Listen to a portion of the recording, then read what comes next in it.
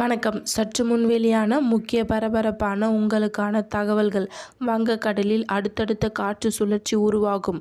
தமிழ்நாட்டில் மழை தொடரும். வானிலை ஆய்வாளர்கள் தகவல். இதை பற்றி தகவல்களை தான் இந்த வீடியோவில் பார்க்க போகிறோம். கீழே இருக்கிற ரெட் கலர் பட்டனை கிளிக் பண்ணி சப்ஸ்கிரைப் பண்ணிக்கோங்க. பக்கத்தில் இருக்கிற பெல் ஐக்கானையும் மறக்காமல் கிளிக் பண்ணி வச்சுக்கோங்க. அப்போ தான் நான் ரெகுலராக வீடியோ போகிறது உங்களுக்கு நோட்டிஃபிகேஷன் வந்து சேரும். வாங்க வீடியோக்குள்ளே போகலாம். மறக்காமல் லைக் பண்ணிக்கோங்க. சென்னை மேற்கு திசையில் இருந்து கிழக்கு நோக்கி செல்லும் காற்றின் வேக மாறுபாடு காரணமாகவும் காற்றை குளிர்விக்கும் காற்றின் சுழற்சிகள் வங்கக்கடலில் அடுத்தடுத்து உருவாகும் வாய்ப்புள்ளதாகவும் தமிழகத்தில் தொடர்ச்சியாக மழை பெய்யும் என்று வானிலை ஆய்வாளர்கள் தெரிவித்துள்ளனர்.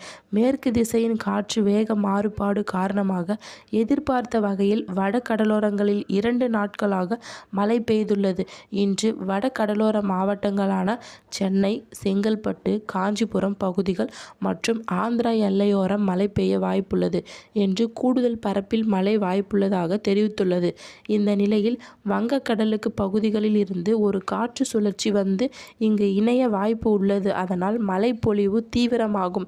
பின்னர் கிழக்கு மற்றும் மேற்கு திசை காற்றின் இணைந்து குளிர்விப்பு அதிகரிக்கும். 14ஆம் தேதிக்கு பிறகு 20ஆம் தேதி வரை பலத்த மழை பெய்யும். காற்றை குளிர்விக்கும் வகையில் காற்று சுழற்சிகள் வங்கக்கடலில் அடுத்தடுத்து உருவாகும் என்று எதிர்பார்க்கப்படுவதால் தமிழகத்தில் தொடர்ச்சியாக மழை பெய்ய வாய்ப்பு இருந்தது.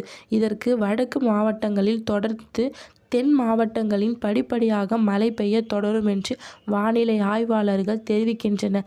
இதை குறித்து சென்னை வானிலை ஆய்வு மையம் வெளியிட்டுள்ள அறிக்கையில், தமிழகத்தில் பெரும்பான்மையான இடங்களில் வறண்ட வானிலை காரணமாக சென்னை, கரூர், திண்டுக்கல், மதுரை, திருவள்ளூர், வேலூர் மாவட்டங்களில் நேற்று இயல்பை விட 3 டிகிரி செல்சியஸ் முதல் 5 டிகிரி செல்சியஸ் வரை வெப்பநிலை அதிகரித்து காணப்பட்டது.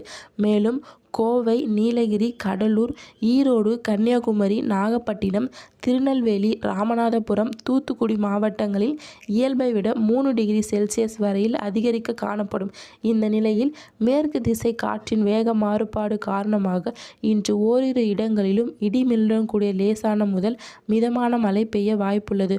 ஓரிரு இடங்களில் பலத்த தரைக்காற்று மணிக்கு 50 கிலோமீட்டர் வேகத்தில் வீசும்.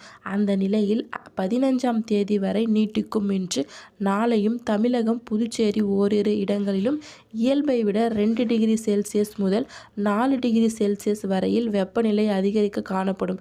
சென்னையில் நேற்று 102 டிகிரி வெயில் நிலவியது என்றும் இதே அளவில் வெயில் இருக்கும் மாலை நகரங்களில் சில இடங்களில் இடி மின்னலுடன் கூடிய லேசான முதல் மிதமான மழை பெய்ய வாய்ப்புள்ளது. இன்று முதல் 13ஆம் தேதி வரை தென் தமிழக கடலோர பகுதிகள், மன்னார் வளைகுடா மற்றும் அதை ஒட்டிய குமரி கடல் பகுதிகளில் சூறாவளி காற்று மணிக்கு 65 கிலோமீட்டர் வேகத்தில் வீசும்.